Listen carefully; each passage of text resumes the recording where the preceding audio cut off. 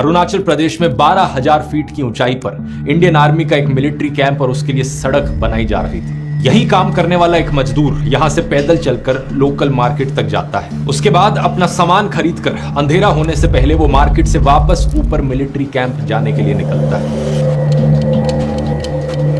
कई घंटे बीत जाते हैं लेकिन वो वापस मिलिट्री कैंप तक पहुंचता नहीं है। पूरी रात भर उसका कोई नामो निशान नहीं दिखाई देता।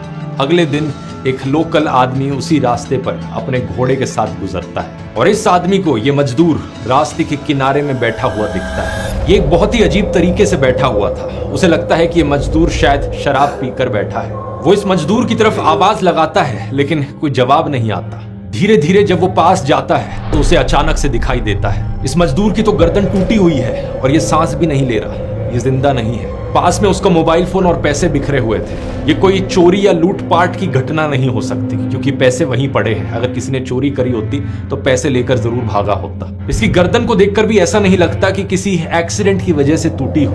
एक्सीडेंट हुआ होता तो ये नीचे जमीन पर गिरा हुआ मिलता, लेकिन ये तो बड़े ही अजीब तरीके से बैठा हुआ था। बाकी पूरी बॉडी पर और किसी चीज के कोई निशान नहीं थे, सिर्फ गर्दन टूटी हुई थी। बाद में डॉक्टर्स के पास ले जाया गया तो डॉक्टर्स ने कहा कि जिस तरीके से गर्दन टूटी है वो किसी भी इंसान के लिए तोड़ना बहुत मुश्किल है क्योंकि उसके लिए बहुत फोर्स चाहिए होगा। इसको किसी जंगली जानवर ने भी नहीं मारा हो सकता क्योंकि इसकी बॉडी के ऊपर किसी भी पंजे के भी निशान नहीं है। कहीं से खून भी नहीं बहा, बस गर्दन टूटी हुई थी जिसकी वजह से इसकी जान चली गई। लोकल लोग बताते हैं कि जब पुलिस बुलाई गई तो उनको इस लाश के ऊपर एक बाल मिलता है और जब इस बाल को चेक कराया जाता है ये ना तो किसी इंसान का बाल निकलता है और ना ही किसी जानवर का। पुलिस को वहां पर एक फुटप्रिंट भी मिलता है जिसे देखकर लोकल लोग कहते हैं कि ये तो एक फुटप्रिंट है येटी का।